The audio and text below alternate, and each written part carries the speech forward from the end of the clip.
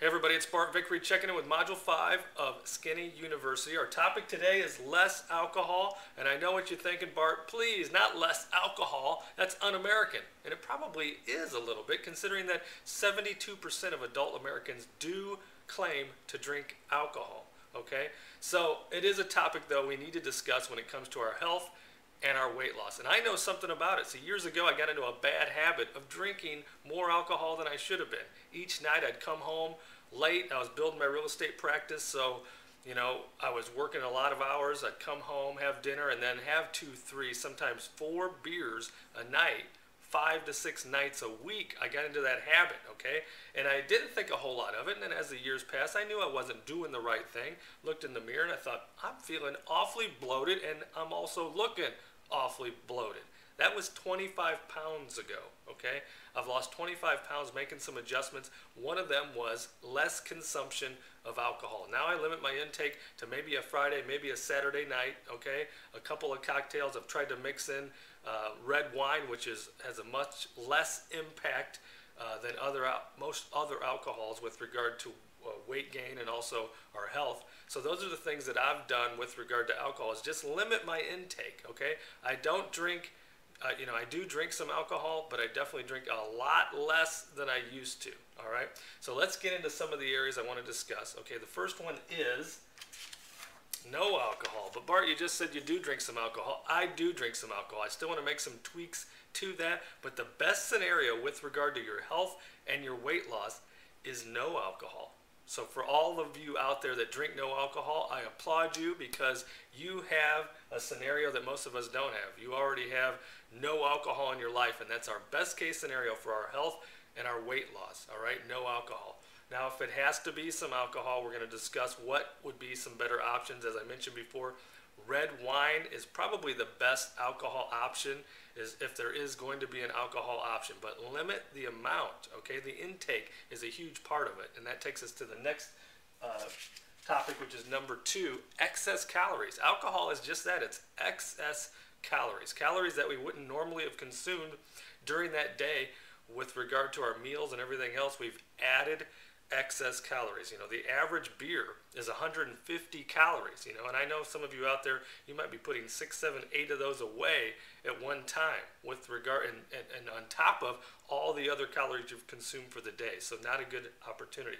110 calories is the average light beer, 55 calories in the average shot of whiskey, and much to my wife's chagrin, there's 210 calories in the average martinis. So excess calories is a big part of why alcohol consumption should be none or limited with regard to our health and our weight loss. Number 3, increased appetite. And I know you know what I'm talking about. When we've had some cocktails, we have a tendency to crave foods that we don't normally or should not normally eat, okay?